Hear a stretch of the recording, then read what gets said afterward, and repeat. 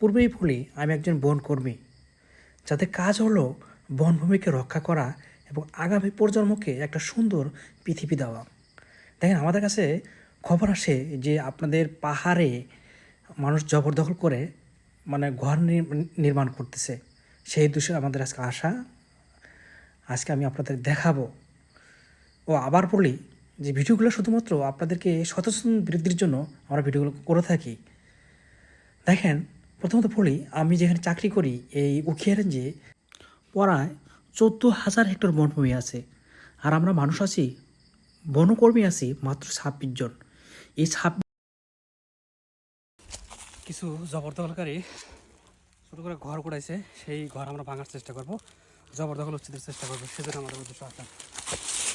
দেখেন, এই একটা ঘর, এটা বাগানের ভিতরে এই ঘরটা করছে।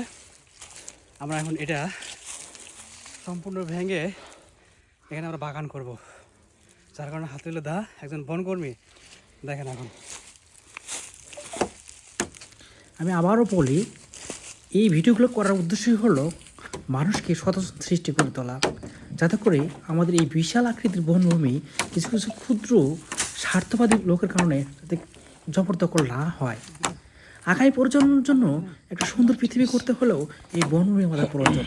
তাই সবাই মিলে সম্মিলিতভাবে আসেন, আমরা এই বনভূমিকে রক্ষা করি, আগামী প্রজন্মকে একটা সুন্দর পৃথিবী দিই।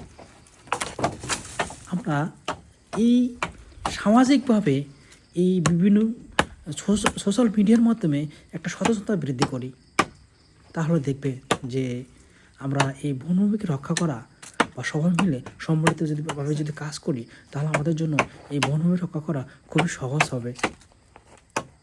ধন্যবাদ সবাইকে।